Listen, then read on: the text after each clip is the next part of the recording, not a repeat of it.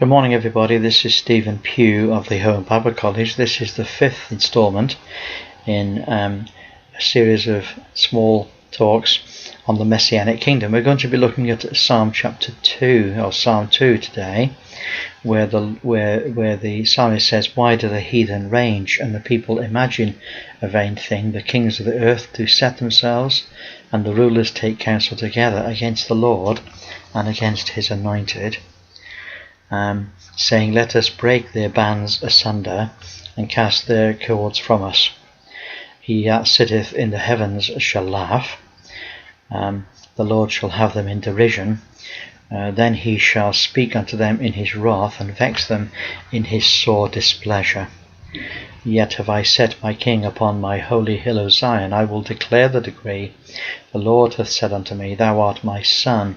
This day have I begotten thee.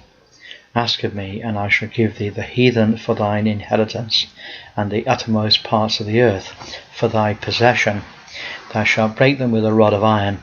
Thou shalt dash them in pieces like a potter's vessel. Be wise now, therefore, O ye kings, be instructed, ye judges of the earth. Serve the Lord with fear, and rejoice with trembling. Kiss the Son, lest he be angry, and ye perish from the way. When his wrath is kindled but a little. Blessed are all they that put their trust in him." So there's a number of prophecies that come out in this passage. Let me just itemize them for us. The first one is that the kings of the earth will unite in opposition to Christ. They will seek to throw off the rule of Christ, if they're able to do that. But the rulers will take counsel against Christ, and they will try to break his bands and cords. But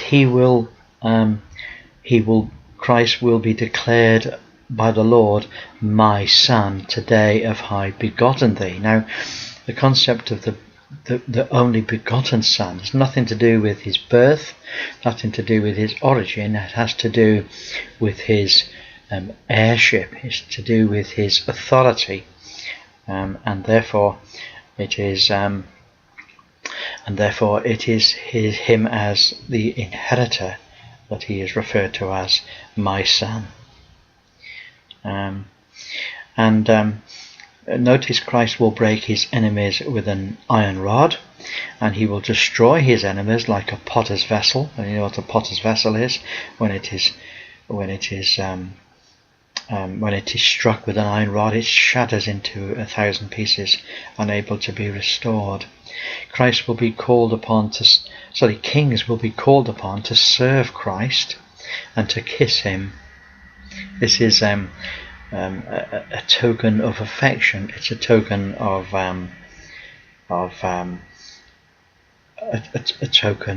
submission. The kings of the earth will be called upon not only to serve, but to kiss the Lord Jesus. That is an amazing thing. This is not something that's happening today. The kings of the earth are not politically uniting against Christ. Christ is not on earth declaring himself to be king of all the world. This is not something that is being experienced today.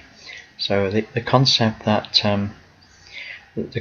this is something which is present in the world today is completely unknown. Well, there we are. We're going to be looking at more scriptures as time goes by, and I look forward to reading them to you and pointing out something of what they mean. But God bless you all. Bye for now.